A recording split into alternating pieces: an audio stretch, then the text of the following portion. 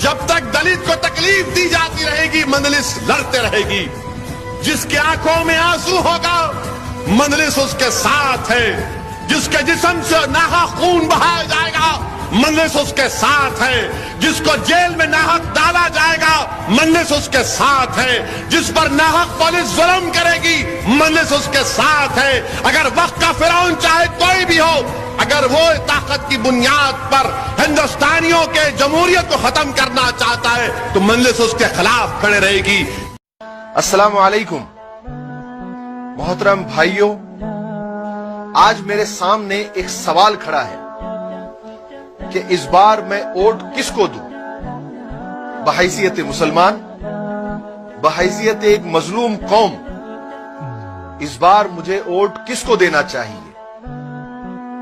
क्योंकि मेरे इलाके में जितने कैंडिडेट खड़े हैं उनसे मेरा कोई ना कोई ताल्लुक जरूर है। उन्होंने मेरा या मेरे करीबी साथियों का कोई छोटा मोटा काम जरूर किया है।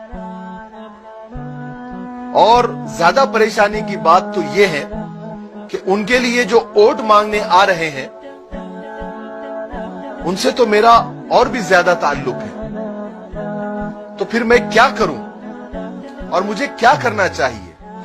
जब मैं ये सब सोचता हूं तो मेरे दिमाग में एक सवाल गर्दिश करता है।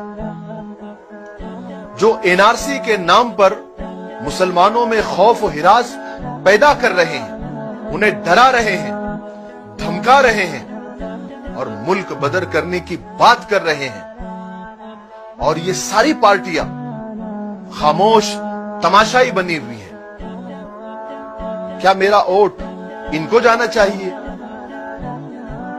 रोजाना मुसलमानों को और दलितों को टारगेट करके बीच चौराहे पर, बीच रास्ते में जुबा कर दिया जा रहा है, तड़पा तड़पा कर मार दिया जा रहा है, और ये पार्टियां खामोश तमाशाई बनी हुई है। क्या मेरा वोट इनको जाना चाहिए? कश्मीर में 2 महीने से जुल्म सितम के पहाड़ तोड़े जा रहे हैं और ये पार्टियां खामोश तमाशाई बनी हुई है। क्या मेरा वोट इनको जाना चाहिए? नहीं, हरगिज नहीं, बिल्कुल नहीं। मैंने हालात का जायजा लेने के बाद यह फैसला कर लिया है कि मुझे वोट किसको देना है।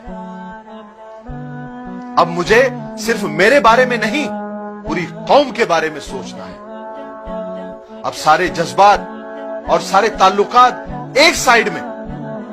अब मुझे होशमंदी से, दानिशमंदी से, दूर अंदेशी से काम लेना है। अब मुझे बिरयानी या चाय पर नहीं बिकना है, 500 और 1000 रुपए में नहीं बिकना है। कोई रूठता है तो रूठ जाए, कोई साथ छोड़ता है तो छोड़ जाए। क्योंकि किसी ने एक बड़ी प्यारी बात कही है कि कोई अगर तुम्हारा भरोसा तोड़ दे तो एक बार माफ करके बड़े बन जाओ, लेकिन दोबारा भरोसा करके बेवकूफ मत बनो। मौजूदा हालात में मुसलमानों का सबसे बड़ा मसला मुस्लिम क़ियादत का है। हमें ऐसा कायद, ऐसा नेता और ऐसा लीडर चुनना है जो असेंबली में, पार्लियामेंट में, ऐवान में जाकर हमारी आवाज बुलंद कर सके, हमारे मसाइल पर चीख सके, फिरका परस्तों की आंखों में आंखें डालकर बात कर सके। क्या आप अब भी नहीं समझे मेरा वोट किसको जाएगा? एक ही तो जमात है, एक ही तो पार्टी है जो हर मजलूम की, हर सताए हुए की आवाज है।